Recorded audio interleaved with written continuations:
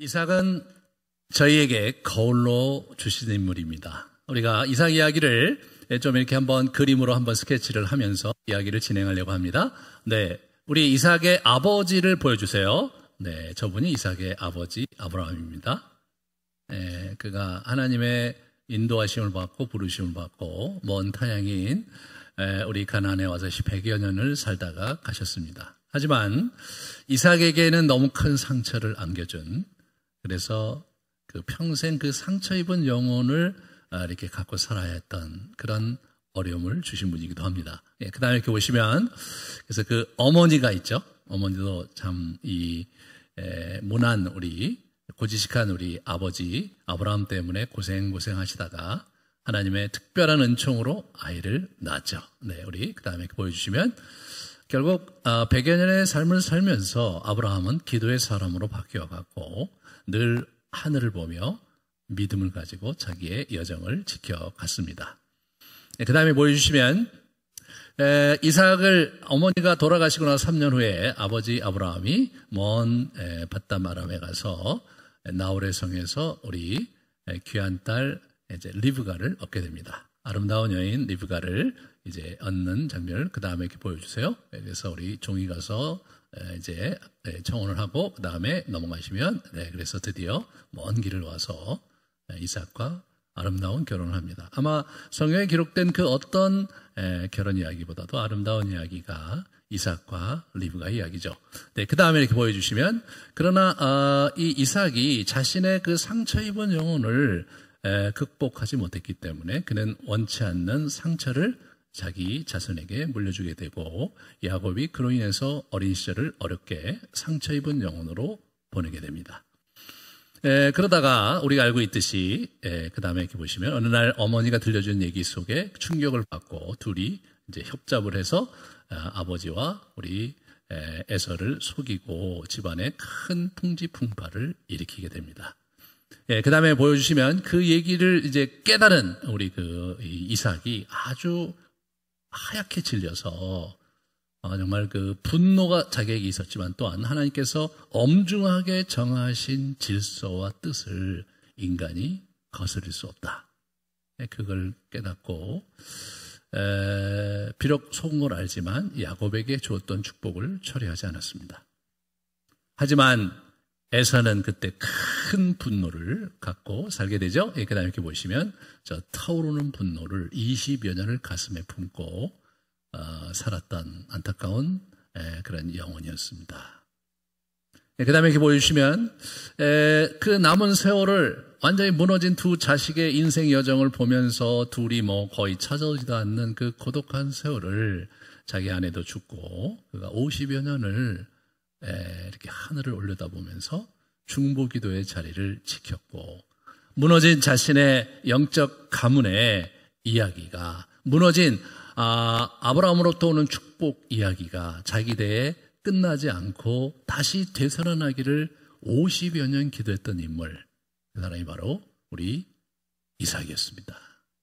네, 그 다음에 이렇게 보여주시면, 그래서 그가 죽을 무렵에 그의 기도의 열매이라고 우리는 생각되는데, 우리 요셉이 애굽의 총리 대신이 되었고 그로 인해서 야곱의 인생에 빛이 찾아듭니다. 우리가 보여주시면요, 그 다음에 그래서 우리 바로가 보여준 그 유명한 수레를 타고 그가 애굽으로 이제 이주를 하게 됩니다. 그 다음에 이렇게 보시면, 그래서 야곱이 요셉과 뜨거운 상봉을 하면서 두 사람이 드디어 아브라함에게 받은 축복, 그리고 그 유업을 승계해서 큰 민족을 이룰 그런 놀라운 계획을 세우면서 고센에서 남은 17년을 봉직하게 됩니다. 그런 아름다운 이야기가 이제 우리 창세기에 있는데요. 사실 이삭이, 우리 그 다음 걸 보여주시면, 이삭은 하나님의 특별한 은총 속에 이 땅에 온 사람이었고 하나님께 바쳐진 인물이었고, 그 다음에 정말로 누가 봐도 이렇게 흠모할 만한 그 아름다운 결혼, 드라마틱하고도 신비롭고 하나님의 섭리 가운데 결혼을 한 사람이었고, 그는 하나님의 놀라운 축복을 100배의 결실을 맺는 그런 축복을 얻었고, 그런 브엘세바에서 하나님 나라의 언약의 선교자로서의 자신의 성취를 부여잡는 그런 놀라운 그런 인물이었습니다. 그런 외적으로 또 하나님 나라에서 귀한 축복을 받은 사람이었지만 그는 불행한 인생을 살아야 했습니다. 왜냐하면 가정생활에 실패했기 때문이거든요. 그가 참 모든 것을 가진 것 같고 하나님 나라에서나 또 이제 세상에서나 남부러울 것 없이 사는 것처럼 보였지만 그는 슬프고 어렵고 불행한 인생을 살아야 됐습니다. 그는 거기서 좌절하기보다는 그 상황 속에서 하나님께서 자기에게 주신 50여 년을 무너진 영적 가문을 다시 세우기 위해서 기도의 자리를 지킴으로써 그가 무너뜨린 자기의 가문이 하나님의 손길 가운데 다시 회복되는 놀라운 이야기를 우리는 보았습니다. 이 이삭의 이야기가 사실 굉장히 감동적입니다. 그가 정말 아름다운 인생을 그런 부분도 있지만 그러나 그보다는 그의 실패와 그의 처절한 50년의 그 어두운 세월 속에서 그가 견뎌내야 했던 그의 그 인고의 세월이 그의 후손들에게 미친 영향을 생각해 본다면 정말 이삭이야말로 정말 생각하고 또 생각하면서 우리 가슴에 품어야 될 인물이 아닌가 생각이 됩니다. 이 이삭 가문 이야기는 신약에 와서 그래서 새롭게 조명이 되는데요.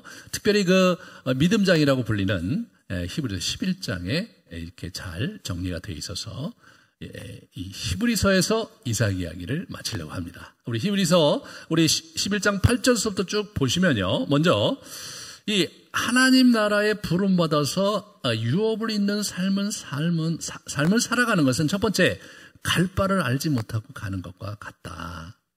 하나님 나라 유업을 우리가 이제 이렇게 직접 계시받은 사람들도 아브라함도 이게 갈 바를 알지 못했어요. 잘 몰랐어요. 워낙 모르고 가는 길입니다. 제가 이제 그 하나님 나라 유업에 대해서 많이 얘기를 하고 그렇기 때문에 또 많은 분들이 저한테 와서 저는 유업이 뭔지 모르겠어요. 어떻게 해야 될지 모르겠어요. 그런 질문을 하시는데 워낙 모르는 거다. 처음 시작할 때부터 모르고 출발해서 수십 년 세월 속에 찾아간 것이었다. 이런 얘기를 여러분이 잘 이해하셔야 됩니다. 그리고 이들은 이방 땅에서 나그네로 살았습니다, 여러분. 이방 땅에서. 그래서 낯설게 이게 살았죠. 그래서 결국은 자기들이 하나님의 약속의 땅을 완전히 자기들이 차지하는 것을 보지 못하고 이렇게 살다가 죽어갔습니다. 우리는 이렇게 이 세상을 살면서 죄송합니다. 여전히 잘 세상에 자리가 안 잡혀지고 그리스도인으로 살아가는 게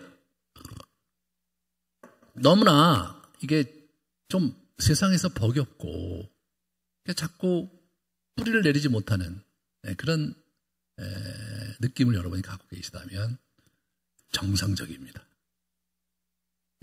우리는 이 세상에 뿌리 내릴 수 있는 사람들은 아닙니다. 저분들도 저기 보세요. 동일한 약속을 유업으로 함께 받은 이삭과 야곱과 더불어 장막에 살았습니다. 장막에 살았어요. 언제든지 이주해야 될 장막에 살았습니다. 그런데 우리가 한 가지 기억해야 될 것은 그러나 그런 나그네된 인생을 살았지만 이분들은 이 하나님 나라의 유업을 잇는 영적 가문을 일구며 그 시간을 보냈다는 거죠. 아까도 말했지만 우리 그 가문을 이어가는 사람과 이 장막에 거했다. 그런데 이름이 두 사람이 나와요. 아브라함이 이삭과 야곱 얘기가 나오고 다른 사람 얘기가 빠졌어요. 그러니까 하나님 나라의 유업을 이어가는 그러한 영적 가문이 중요한 거더라고요. 우리가 혈통적 가문보다 더 중요한 것은 신앙적 가문이 훨씬 더 중요하다. 우리가 이 세상을 살면서 그렇다고 해서 제가 뭐 혈통적 가문을 다 버리고 뭐 그런 것들을 멀리하고 뭐 그러고 살아야 된다 이렇게 얘기해서는 안 되죠. 왜냐하면 우리의 형제와 자매와 이제 이렇게 가족들이 있는데 또 그들을 일탈해서 이렇게 사는 것은 사실은 덕스럽지가 않습니다. 우리가 이 땅을 사는 것 자체가 하나님의 축복의 담지자로서 세상에 그 축복을 나눠줘야 될 존재로 살는데 너무 이렇게 우리끼리 살고 그렇게 하는 것은 바람직하지 않은데 우리의 초점은 어디에 있어야 되느냐? 신앙의 가문 이야기에 있어야 된다. 두 번째로 이 장면에서 우리가 이렇게 기억해 봐야 될 것은 사라가 거기 등장한다는 거예요, 여러분. 11절에 사라 얘기가 나오잖아요. 좀 아까 보여주세요. 사라 얘기가 나오는 그 본문. 네, 사라 자신도 나이가 많아 단산하였으나 잉태할 수 있는 힘을 얻었으니 이러면서 이 사라 이야기가 거기 나옵니다. 그 사라가 결국은 어떻게 됩니까? 아브라함의 이야기에 대등한 동반자로서 나온다는 사실을 주목하셔야 됩니다. 저분들은 어떻게 유목사회였어요. 유목사회는요, 극단적인 가부장사회입니다. 여자들은 하나의 소유물에 지나지 않았어요. 그들은 재산을 소유할 수도 없었어요. 그들이 자기 남편이 죽으면 자기 아들을 통해서 재산을 소유할 수밖에 없었습니다. 그런데 그런 시대적 환경 속에서 사라에 대해서 주목하고 리브가에 대해서 라헬에 대해서 레아에 대해서 주목하고 있는 창세기 이야기는 사실은 매우 특별하게 들려야 됩니다. 하나님의 나라는 부부를 위한 것이라는 거죠. 남자와 여자가 한 몸을 이룬 부부들의 이야기, 그들이 주체가 되는 이야기, 그들이 이 축복의 주체가 되는 그러한 영적 가문 이야기, 그것이 하나님의 나라의 그 영적 그 여정에 굉장히 중요한 초점이 있다.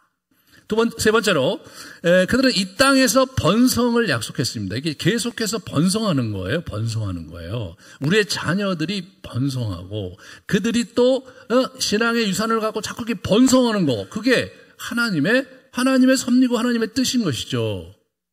우리가 번성하지 못한다면 뭘 의미하는 겁니까? 우리가 잘못 살고 있다는 것입니다. 한국교회가 번성하지 못하고 있다. 70년대 이후로 번성을 해가고 전 세계 유명한 그러한 우리가 그 부흥을 이루었던 아주 그런 우리들이었는데 최근에 자꾸 주는 거예요. 그러고 나서 더 심각하게 뭐냐면 젊은 사람들이 자꾸 교회를 떠나는 거예요. 다시 말해서 가문 이야기를 놓치고 말았습니다. 그렇게 하면서 우리가 좀 조심스럽게 바라봐야 될 것은 이게 번성하지 못한다는 것은 우리가 뭔가 놓친 부분이 있는 것이다. 이것을 주목해야 합니다. 그래서 우리 이제 20절에 보시면 오늘 본문 아니네. 믿음으로 이삭은 장차 있을 일에 대하여 야곱과 에서를 축복했다.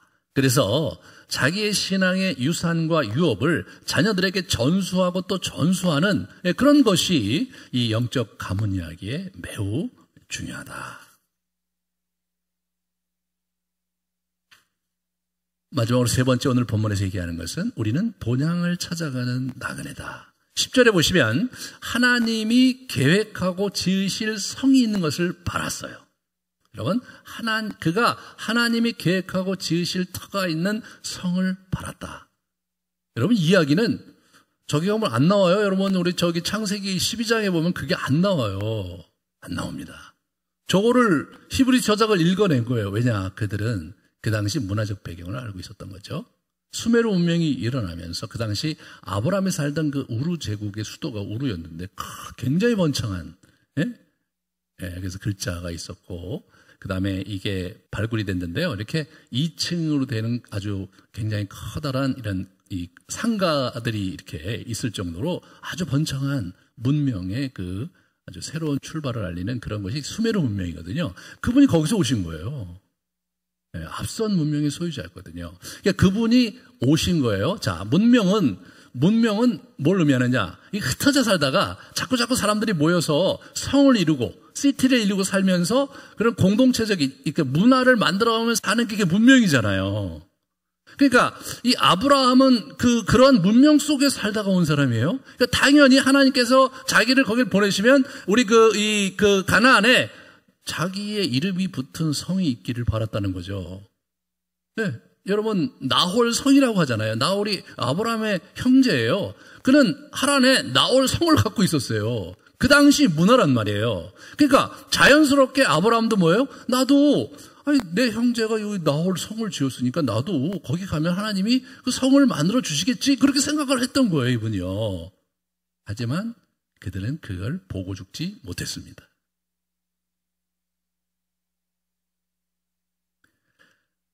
우리 같이 한번 볼까요? 계속해서 본문을 계속 보여주세요. 자, 보세요. 그들은 땅에서는 외국인과 나그네임을 증언했다. 나는 나그네였다, 이런 얘기를 하잖아요. 나그네 삶을 살았어요. 그들이 이같이 말하는 것은 자기들이 본향 찾는 자임을 나타냄이라. 그들이 나온 바 본향을 생각하였더라면 돌아갈 기회가 있었으려니와. 그러니까 그들이 나홀이 성을 갖고 있었잖아요. 그러니까 나홀처럼 그런 성을 갖는 것이 자기들이 진짜로 원하는 것이었다면 하나님께서 이 100여 년을 여러분 있었고 그 다음 때 계속 있었는데 성이 없었어요. 늘 장막에 거했잖아요. 야곱 때까지 장막에 거했어요. 성이 아니란 말이에요. 그러면 그들은 어떻게 생각해야 돼요? 이거 뭐 아버님 때도 안 되고 우리 때도 안 되니까 이 성은 이제 물 건너 간 거고, 뭐, 하나님이 어떤 이유였는지 모르지만, 여기는 우리 땅은 아니래. 그리고 다시 돌아갈 수 있었다는 거죠. 그죠? 다시, 나홀 성에 가서 그 일대에 또 자기의 친족들을 긁어 모으고, 나름대로 열심히 일을 해서, 그렇게 해서 그쪽에 성을 하나 지으면 되는 거잖아요. 그런데, 그들이 그렇게 하지 않았다는 거예요. 왜? 그 성을 바란 게 아니고, 하나님께서 계획하고 지으실 성을 그들이 바랐기 때문에 그거 돌아가지 않았던 거다. 다시 한번 그 본문을 보여주시면요. 그들이 이제는 더 나은 본향을 사모하니 곧 하늘에 있는 것이다. 결국 그 본향이 하늘에 있구나를 알게 된 거예요. 처음부터 그렇게 알 건 아니었지만 그렇게 알으면, 그러면서 뭐예요? 그들의 하나님을 일컬음을 받으시길 부끄러워하지 않으시고, 하나님께서 그들을 굉장히 자랑스럽게 생각하시고 그들을 위하여 한 성을 예비하셨느니라. 여러분, 한 성을 예비한 거예요. 그 성이 어디 있습니까? 하늘나라에 있단 말이에요. 예수님께서 요한복음 14장에 보면 제자들에게 나 지금 가서 너희들의 처소를 예비하러 가신다고 말씀을 하세요. 아주 묘한 거예요. 너희들이 열두 두령으로서 나와 함께 나의 나라에서 너희 통치하게 될 것이다 하면서 너희들의 처소를 준비하러 가셨다, 이런 표현을 쓰는 거예요. 목사님, 뭐 하늘나라 가봐야 뭐 흐칠지 다 영들인데, 뭐 성이 있으면 뭐하고 보이지도 않는 사람들이 모여갖고 뭐 유령처럼 사는 게 무슨 의미가 있겠습니까? 라고 말씀하실 수 있을지 모르지만 성경은 그렇게 얘기하지 않고, 예수님이 재림할 때 저와 여러분이 죽었다가도 육체로 다시 부활해서, 예수님께서 부활체로 있듯이 우리도 부활체로 다 부활해갖고 이 땅에 살코기가 있는 인간으로서 다시 새하늘과 새 땅을 여실 때 저와 여러분이 이 땅에 편만히 거하게 될 것인데, 그분과 함께 왕노릇하게 될 것인데, 그때 성을 하나씩 주신다는 거 아닙니까? 그 가문에. 그러니까 이 사람들 가문에 성을 예비하셨다라고 누가 얘기하는 거냐면 히브리서 저자가 얘기하는 거예요. 여러분, 우리 굉장히 이게 약간 이런 거였구나. 이거 아셔야 돼요. 이런 거였구나. 비록 그들은 이 땅에서 텐트에 거했지만 하늘나라에 가서 성을 얻게 된다. 그 가문이 중요하잖아요. 그 성에 거할 영적 가문들이, 그 이야기가 중요하잖아요.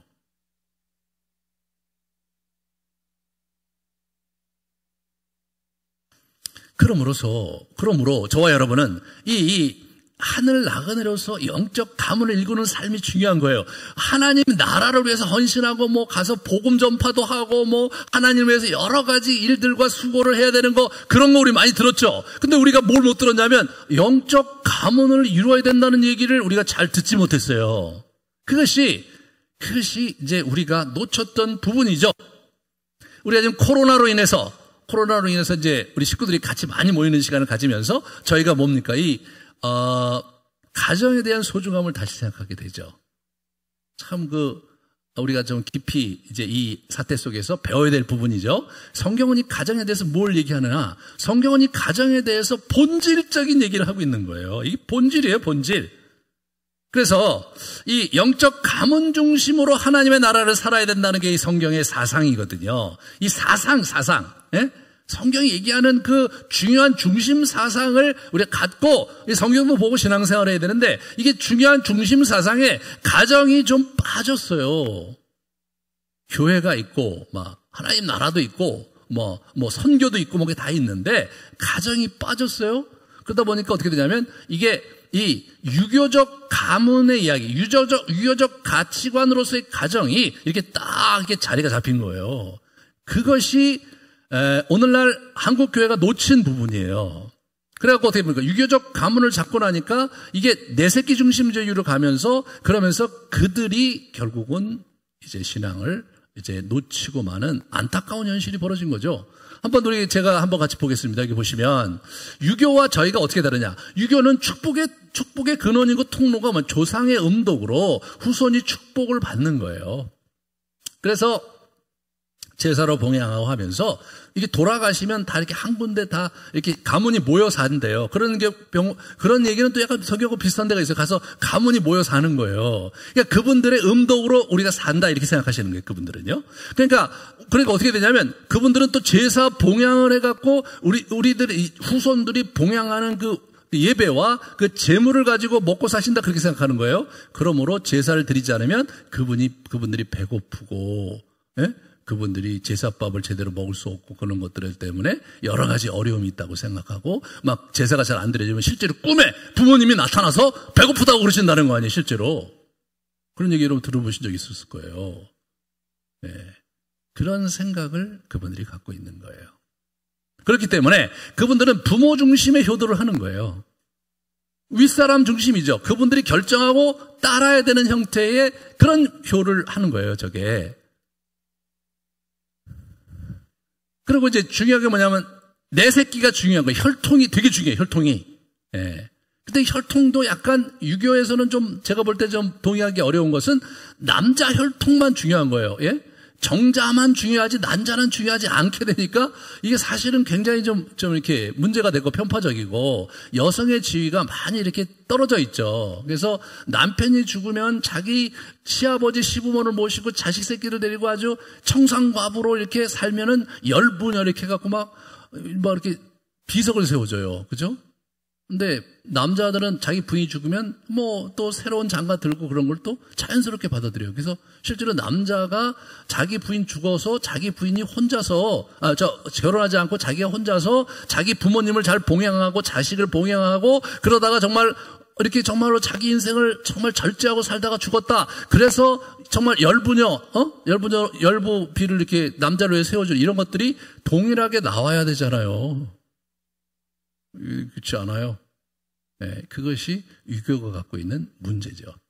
네, 유교는 이 사회생활에서 굉장히 중요한 가치와 덕목을 우리에게 심어줬고, 그리고 가정생활에서도 상당히 중요한 부분에서 귀한 그러한 모습들과 또 전통을 우리에게 심어준 건 사실이지만, 그렇지만 이게 문제가 되는 건 굉장히 심각한 거예요. 네, 그래서 가정의 문제가 이게 해결이 안 되는 거예요. 유교의 시스템이 완성이 되려면 가장이 이게 군자가 돼야 돼요. 그래서 정말로 분별력이 있고 온화하고 자기를 희생할 줄 알고 그런 가장이 있을 때 그게 이제 되는 건데 인간은 그럴 수가 없습니다. 여러분 좀 이따 말씀드리겠지만 성경에 그 어디에도 훌륭한 가장이 제대로 나온 사람이 없어요. 제가 이번에 준비하고 봤는데 몇 사람에게 가능성이 있는 사람은 있지만 성경에 제대로 된 가정을 잘 사는 사람이 몇 사람이나 되는가 한번 세보세요. 이게 몇 명 없어요. 그게 현실이죠. 그나마 그것이 저희들의 위로이기도 하죠.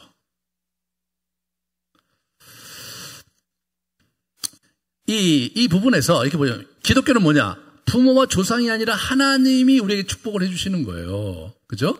그리고 뭡니까? 부부 중심의 효도예요. 하나님 나라 유업을 부부가 받거든요. 축복을 부부가 단위로 받는 거예요. 그러니까 우리가 부부가 부모를 공경하는 거죠. 이게 완전히 틀린 거예요. 부부가 의사결정권을 가지고 부모님을 공경하는 게 기독교고 의사결정권을 부모님이 가지시고 그리고 그걸 밑으로 내리는 거. 그게 그게 이제 유교죠. 그래서 우리가 이제 출가해서 독립을 하면 부모님과 대등하게 의사결정권을 가진 단위로서 서로를 공경하고, 이게 이제 기독교란 말이죠. 그러므로서 그렇게 될 경우 뭐가 중요해지냐면 여성의 지위가 달라지는 거예요. 그죠? 부모 중심으로 가면 여성이 이제 문제가 되든 또는 남성이 문제가 되든, 그죠? 이 처갓집이 강하면 남자가 찌그러지는 거고, 이쪽에 시댁이 강하면 여자가 찌그러지는 거고, 그렇게밖에 안 되는 거예요, 이게.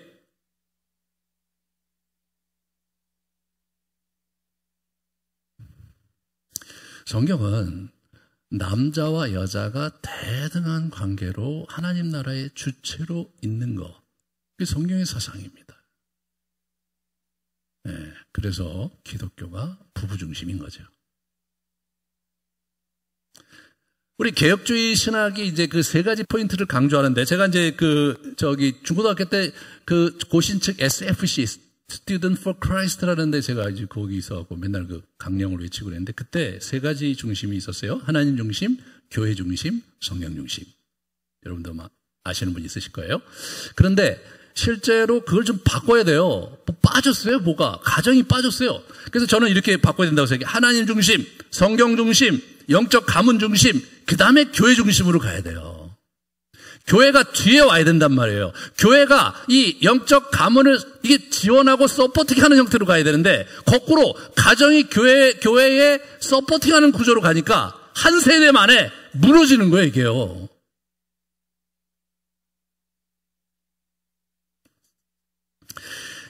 우리는 완성도 있는 우리의 신앙을 이게 살아가야 되잖아요. 그 얘기를 우리가 바울 이야기 마지막에 제가 한 게 있어요. 로버트 클린턴 교수가 어떻게 마지막까지 완성도 있고 열매 있는 인생을 살아가야 되느냐에서 세 가지 포인트를 우리에게 얘기해 준, 한번 리마인드 해보도록 하죠. 예, 첫 번째로 이거면 정말로 아름다운 마침, 완성도 있는 인생을 산 사람들의 그 특징이 5가지로 요약을 해서, 이 사람은요, 끝까지 하나님과 개인적으로 생생한 관계를 유지한다. 네, 하나님과 인격적인 관계를 유지하는 거예요. 우리는요, 죽을 때까지 사랑이 필요해요. 격려가 필요하고, 우리 안에서 샘솟는 생명력이 필요하단 말이죠. 그게 어디로부터 와야 되느냐? 하늘로부터 와야 되는 거예요. 두 번째로, 늘 배우는 자세를 유지하고 지속적으로 배움을 일구어간다. 늘 배워야 되는 거예요. 늘 배워야 되는 거예요. 그래서 이게 보시면 나이가 들어도 여전히 여기저기 가서 공부하려고 하시는 분들이 있고, 나이가 들어도 옛날부터 공부를 안 했는데 계속해서 공부를 안 해. 그럼 어떻게 됩니까? 계속해서 이 지성이 이제 자꾸 쪼그라들으니까 성깔만 나오는 거죠. 그래서 나이가 들면 어린아이같이 된다, 그런 속설이 있잖아요. 그게 왜 그래요? 머리를 거의 비워두고 사니까 본능만 살아남아, 본능만. 그 문제입니다, 여러분. 공부 많이 하셔야 돼요, 공부. 계속. 무슨 공부라도 좋아요, 좋은 공부는. 네. 그 다음에 세 번째, 성령의 열매의 증거인 그리스도를 닮아가는 성품을 드러낸다. 이 성령의 열매가 해갖고 그리스도를 닮아가는 게, 성품이, 모관한 성품이 좀 완성도 있게 성숙해 가는 거예요. 이 성품 자체가 굉장히 중요한 거거든요. 그죠? 이삭이 왜 불행한 인생을 살았습니까? 이삭이 가정생활에 실패했기 때문에 불행했어요. 그럼 가정생활에 왜 실패했습니까? 편애를 받고 자라서 상한 영혼을 갖고 살았는데 그걸 극복하지 못하니까 망가지는 거예요. 왜 행복을 못 찾아내냐, 우리가? 성품이 제대로 온전하지 못하기 때문에 거기서 불행이 오는 거죠. 돈이 없어서가 아니고, 네? 환경이 문제가 있어서가 아니고, 우리의 성품에서 불행이 찾아오는 겁니다. 아니, 하나님의 사람들인데요, 하나님의 축복에 나오는 대단한 인물들인데도 그 불행하게 살았어요. 네? 이삭도 불행하게 살았고, 야곱도 불행하게 살았고. 그러니까 여러분 조심하셔야 돼요. 내가 야곱 같은 축복을 이렇게 자꾸 추구하지 마세요. 그럼 불행해져요. 네, 그래서 제가 정말 이삭과 야곱 같은 삶을 살아서는 안 된다. 왜? 불행해지니까.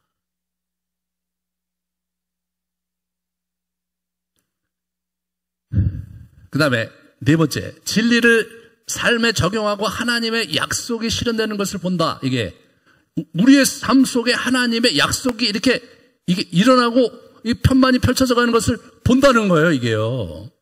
처음에는 이게 하나님의 약속과 말씀이 내 삶에 이렇게 이게 긴가민가 이렇게 하다가, 그렇지만 좀 가다 보면 하나님께서 이런 얘기 하셨는데 내 삶에도 그런 게 이루어지네, 이런 것들을 보게 된다는 거예요. 다섯 번째 뭐예요? 유업의 길을 달려 이 땅에 영적 유산을 남기는 거죠. 흔적도 없이 사라지는 것이 아니라, 가을에 그냥 때가 되면 빨갛게 낙엽을 바뀌어갖고 그냥 흩날리는 바람에 흩날려갖고 그냥 쫙 밑으로 깔겨서 그냥 땅에 소리 없이 이름 없이 스며드는 짓밟히는 낙엽처럼 사는 인생이 아니라 뭔가 삶의 흔적을 남기고 죽어야 될 거 아니에요. 그죠?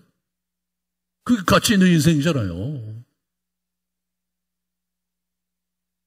그 다섯 가지를 우리가 기억해야 된다. 그 다음에 이렇게 보시면 왜 실패하느냐? 다섯 가지 이유가 있죠? 실패하는 이유를 보여주세요. 네. 재정의 오염과 남용, 권력의 남용, 교만, 스캔들, 가정 문제, 비전과 열정의 상실, 이런 것들이에요. 제가 이제 이게 어디서 오느냐? 8가지 악덕에서 제가 걸려 있거든요. 그래서 이제 다음 주부터 행복을 가로막는 8가지 악덕 시리즈를 할 겁니다.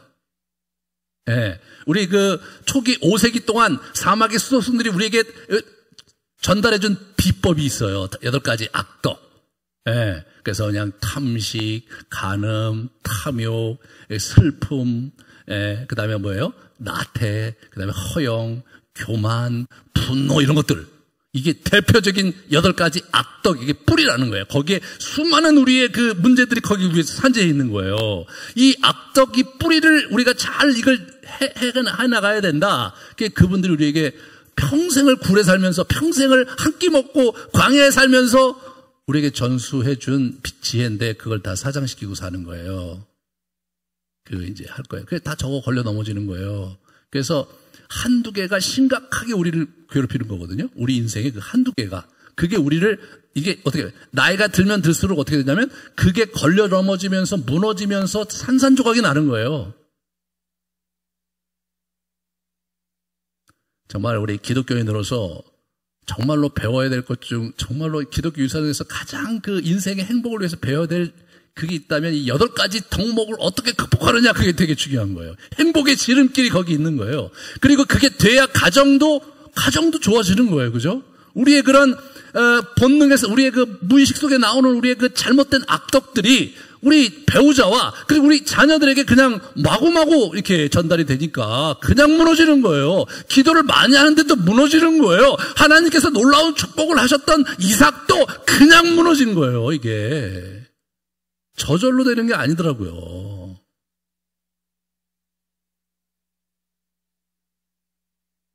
우리가 힘써야 될 것 6가지를 이분이 얘기하죠.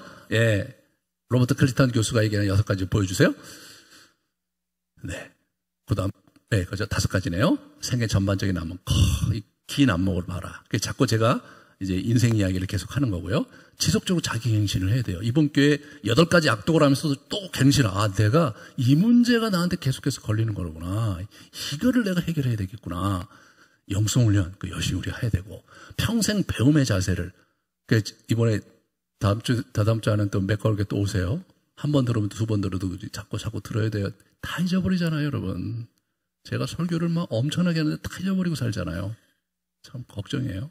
그다음에 지속적으로 멘토링 하는 거예요, 이게. 다른 사람을 도와주기도 하고 내가 코치를 받기도 하고. 정말로 중요한 거거든요. 그죠? 소그룹에서 또는 우리가 목회자들에게 또는 여러분의 선배들에게 그렇게 하시면서 이렇게 사는 거. 그래야 우리가 갈 수가 있어요.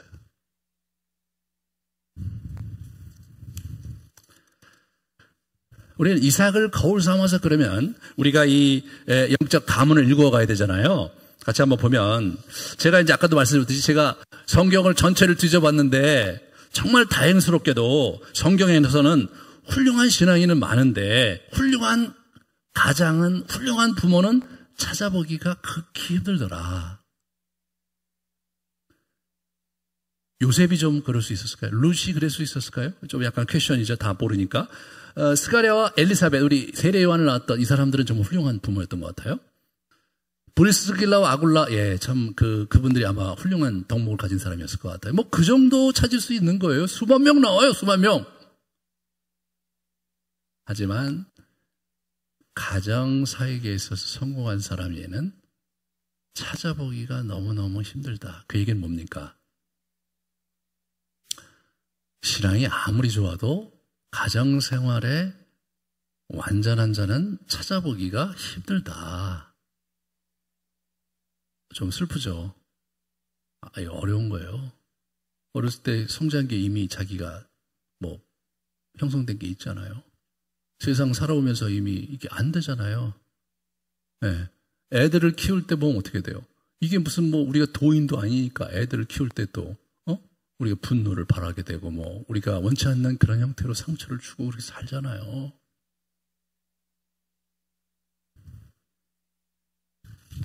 그러므로 결론은 뭐냐? 완전한 부모가 되는 것이 그게 답이 아니고 최선을 다하는 부모가 되는 게 답이다.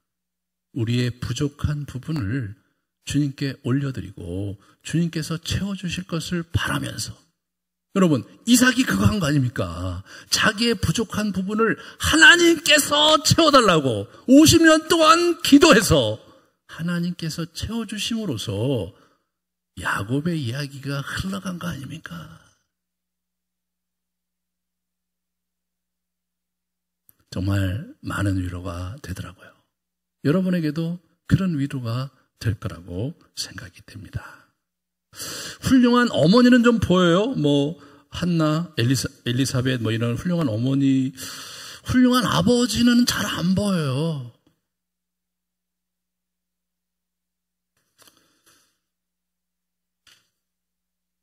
그만큼 어렵다는 거예요.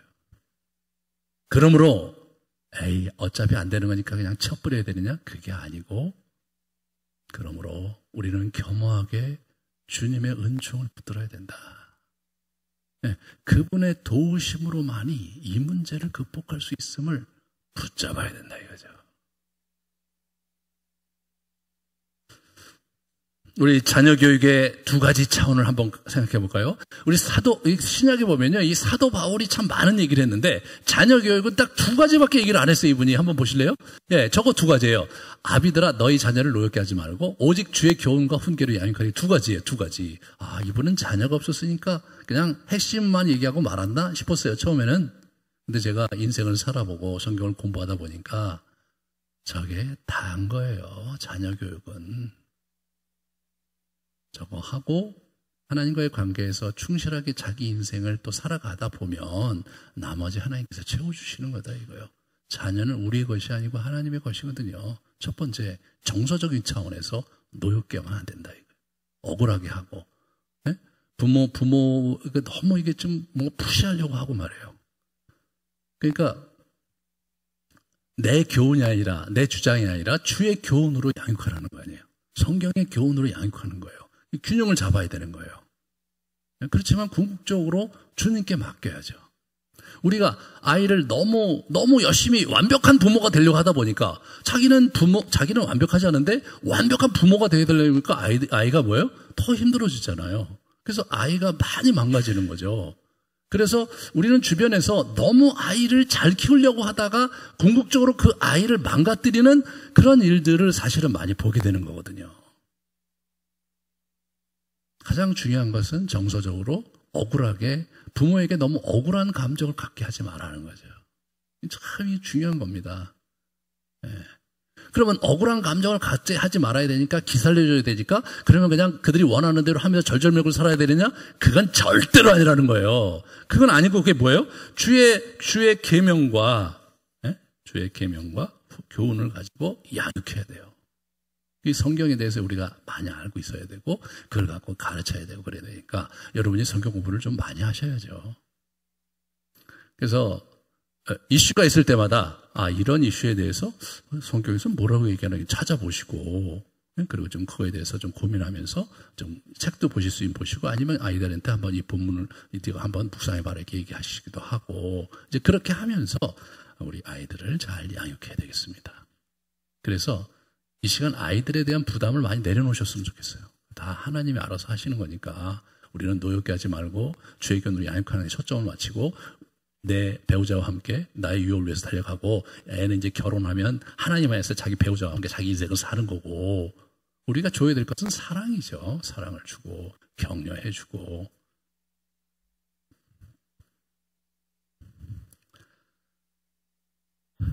유업과 가문 그리고 교회는 연결돼 있다. 이 장면을 우리가 잘 봐야 돼요. 유대인들은요, 이 가문을 되게 중요시했잖아요. 에스라가 그걸 초점을 맞췄어요. 그래서 보면 역대기 상하가 이 가문 얘기가 나오는 거예요. 거기 그 앞에 족보 얘기가 쫙 나오거든요. 이 가문을 붙잡아야 된다는 것을 정확하게 붙잡은 사람이 에스라고, 이 에스라 사상이 유대교의 이 기본 사상이 돼서 지금까지 내려오는 거죠. 그들이 공동체, 이 회당이 있었어요. 회당이 있어서 회당이 이제 어떻게 됩니까? 완전히 자녀 교육 전체를 전담했어요. 그 당시에는 이렇게 공교육이 없었으니까 걔들한테 율법을 가르치는, 율법을. 굉장히 놀라운 사실이죠. 그래갖고 바벨론 시대에 이 사람들이 이제 이 바벨론과 페르시아의 그런 주요 관청과 관직 그리고 상업에 이 사람들이 엄청나게 이제 퍼져갖고 그들이 이제 그걸 주도하게 되는데, 여러분 그 이유가 뭔지 아세요? 그들이 글을 읽을 줄 알았기 때문이라는 거예요. 네? 전체, 그 당시 그 학교가 없었으니까 글을 가르치는 사람이 없고, 극히 일부의 사람들만이 글을 배웠는데, 이 사람들은 다 배운 거예요.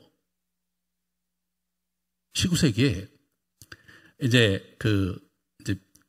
북미, 미국으로 굉장히 이제 막 유럽에서 뭐 엄청나게 유대인들이 핍박을 받으니까 자기들이 그냥 글로 이주를 한 거예요. 그러면 이제 뉴욕 근처에 그 유대인 이제 이렇게 군락지가 있었던 거죠. 근데 이 사람들이요, 각 나라에서 온 거예요. 러시아에서 온 사람, 폴란드에서 온 사람, 영국에서 온 사람, 프랑스에서 온 사람, 독일에서 온 사람, 그러니까 마더랭귀가 다 달라요. 그런 사람들이 모여갖고 거기 군락을 이뤘는데, 그 사람들은요, 딱 이렇게 마을에 딱 집결을 해갖고 살잖아요. 일주일 만에 뉴스페이퍼가 나왔대요. 일주일 만에 어떻게 뉴스페이퍼가 나왔냐? 히브리어로 뉴스페이퍼가 나온 거예요. 네? 그러니까 어떻게 됩니까? 그 사회를 주도할 수밖에 없죠. 소통이 되죠. 그래서 정보가 축적이 되죠. 그러니까 그 사람들이 율법을 배우니까 어떻게 됩니까? 법률계로 진출했죠. 그 사람들이 그 금융을 잘 알거든요. 금융을. 네. 성전에 있는 돈을 관리하는 노하우가 있었고, 그들이 바벨론과 페르시아에 이 사람들이 막 무역에 굉장히 중요한 역할을 했고, 네. 유럽이 쭉 하면서 그리스의 그 부분하고 특별히 저쪽에 이탈리아의 그 해상도시 있는 그 이름이, 해상도시가 어디죠? 베네치아가 이제 중세 후반에 그쪽에 이제 상권 전체를 장악하는데, 베네치아의 그 무역의 핵심 요원들이 유대인이었다는 거예요. 이게 돈을 거머쥐었잖아요, 이 사람들이요. 그래, 금융가를 다 장악하고 있잖아요. 그래, 이걸 보면서 이 사람들은 굉장히 다른 거예요. 자, 우리는 이게 유교라는 게 뭐냐면 내새끼 중심주의거든요. 내새끼 중심주의, 이게.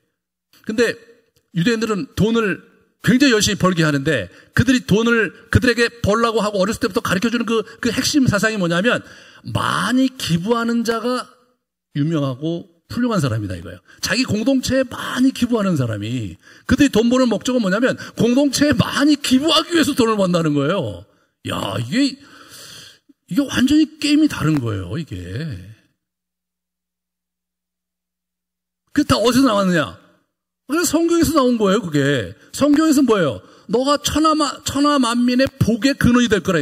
네가 블레싱이 돼서 이웃에게 축복을 전하는, 이웃에게, 그렇잖아요. 부를 나누어주고 그들을 부여하게 하는 일에 네 인생이 쓰여져야 된다. 이게 성경의 사상이거든요.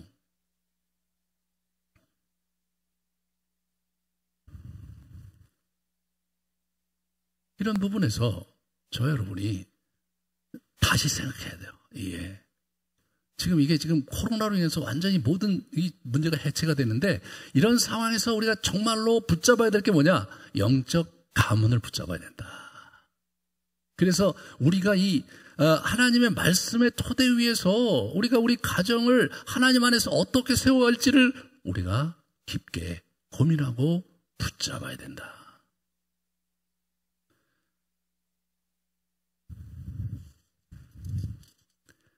교회가 이 가정을 서포팅 해야 된다는 건 우리 교회 처음에 시작할 때부터 그게 있었거든요.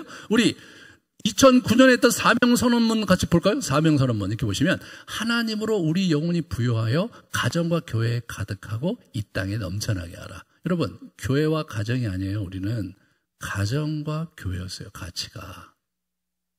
예, 가정이 정말로 복받는 자녀들과 복받는 형태의 구조 속에서, 그래서 어떻게 돼요? 이 땅에 복이 되는 가정으로 성장할 때, 그럴 때 그 사람들이 모인 이 교회가 온전해질 수 있는 거죠.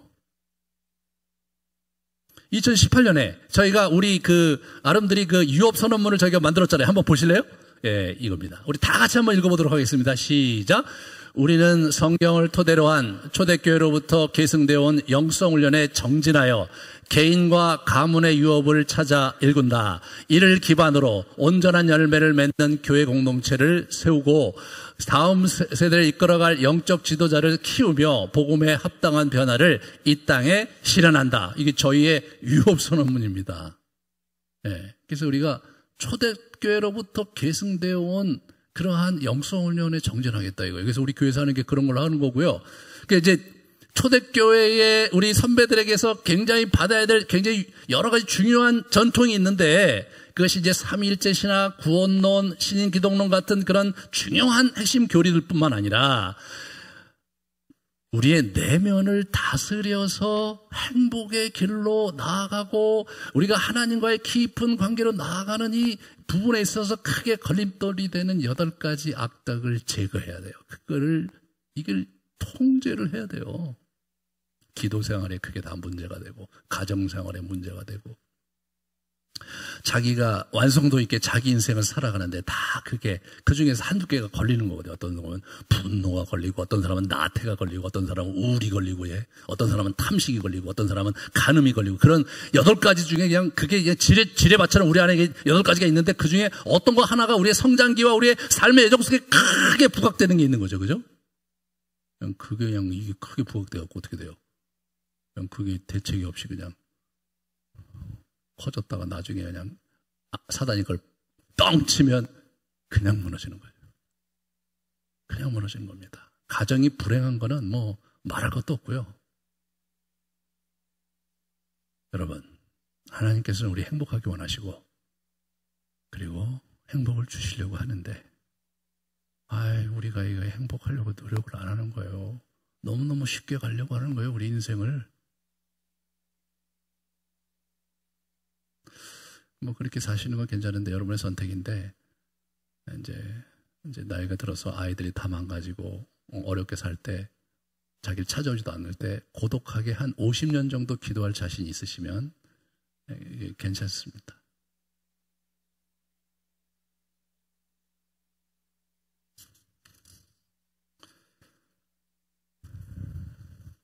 우리는 이 세대에 대한 통찰을 얻어야 돼요. 우리 당대에 뭘 하려고 하지 말고 제너레이션들 1대, 2대, 3대 이렇게 쭉 보셔야 되거든요.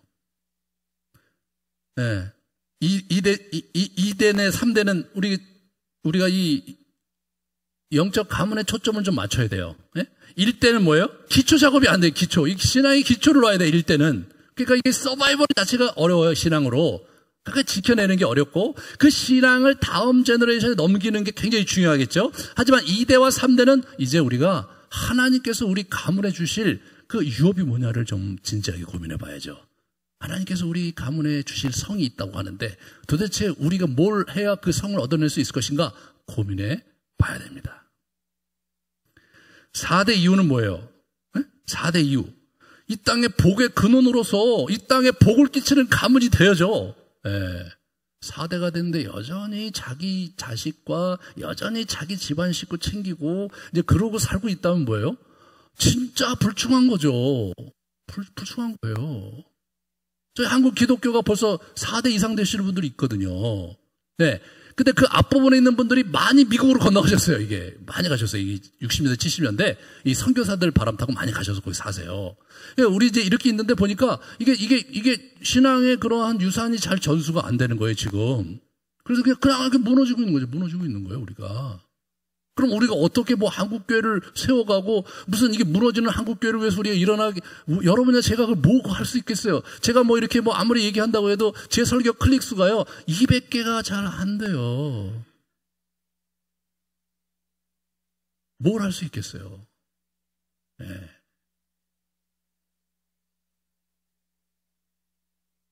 저와 여러분이 할 수 있는 일은 우리 가문을 세워가는 일이죠. 그죠? 내 대에 못한다 할지라도 내 다음 대에 그 일을 할 수 있도록 우리가 밑거름이 되어주고, 오늘 하루를 주님과 깊이 교제하면서 그분 앞에 머물면서 그분의 은혜를 무던히 구하는, 그래서 우리 영이 복으로 걷는, 그것이 우리가 할 수 있는 일이고, 그래서 우리가 이 아름드리 교회를 하고 있는 겁니다.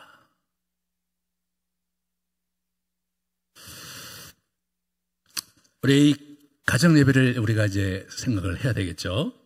우리가 매일 예배 드리는 습관을 우리가 갖는 것이 이제 그게 정말로 중요하다고 늘 얘기하지만, 그러나 매일 가정에서 예배 드리는 게 결국 쉬운 일은 아니죠. 그죠? 저 자신도 그렇게 못해요. 예. 그런데 어떤 분들은 그걸 하세요. 그 훌륭한 분들입니다.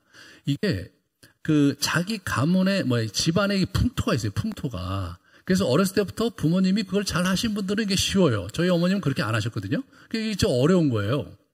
그러니까 나름대로 이 스토리가 있어요. 스토리가 자기 집안의 분위기가 있어 천천히 그거를 이제 장착을 해서 이제 일주일에 한 번씩 뭐 이렇게 성경 공부라든가 예배를 드린다든가 자꾸 천천히 가세요.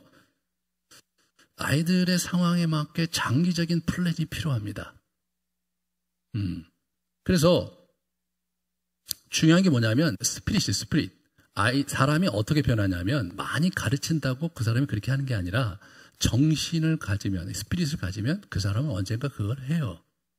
네, 그래서 너무 그렇게 틀에 박혀서 그걸 막 시키려고 하지 마세요. 어렸을 때, 3살 이전에 이렇게 어린애들 갖고 있는 사람들은 그 쉬운 거예요. 그때가 최고의 좋은 기회예요. 근데 그게 안 됐으면 너무 안 되는 걸 억지로 시키면 아이들이 반발하고 노엽게 생각한다고요. 그게 제일 어려운 거죠. 천천히 가야 돼요.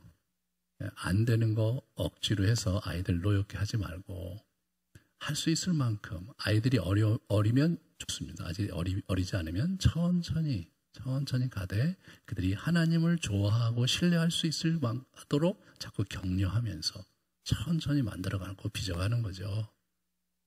궁극적으로 그들이 성인이 되었을 때 하나님을 사랑하고 하나님 신뢰하고 살게 한다면 그게 하나님 원하시는 거죠. 그래서 다 이 페이스가 틀려요. 서로 각 가문의 페이스가 틀리고 여정이 틀리고, 그러므로 여러분의 수준과 또 이제 여정에 맞게 시작을 하시고 여러분 천천히 하셔서 우리가 이렇게 영적 가문으로 이렇게 잘 이렇게 쓸 수 있도록 이렇게. 그래서 이제 큰애가 이제 자기 하나님 나라의 유업이 뭔지 고민한다. 이렇게 해서 격려가 돼요. 그 생각을 갖고 있다면 이 녀석이 10년, 20년 후에 그렇게 살아가겠지라는 기대가 있거든요. 그런 부분에서 여러분도 아이들을 키울 때 정신을 먼저 정신을 잘 그걸 위해서 노력을 하고, 그 다음에 형식은 천천히 맞추어 가자. 그래서 궁극적으로 우리가 해야 될 일은 그들을 사랑하는 일이잖아요. 그런 부분에서 조율을 하시면서 여러분의 가문을 세워가시기를 주님 이름으로 축원합니다. 다음 주부터 여러분의 내면의 심각한 문제를 이제 할 텐데, 좀 걱정이 되는 건 교회를 안 나올까 봐 걱정돼요. 여러분의 어두운 면을 봐야 되기 때문에. 끝까지 잘 참여해 주시길 바랍니다.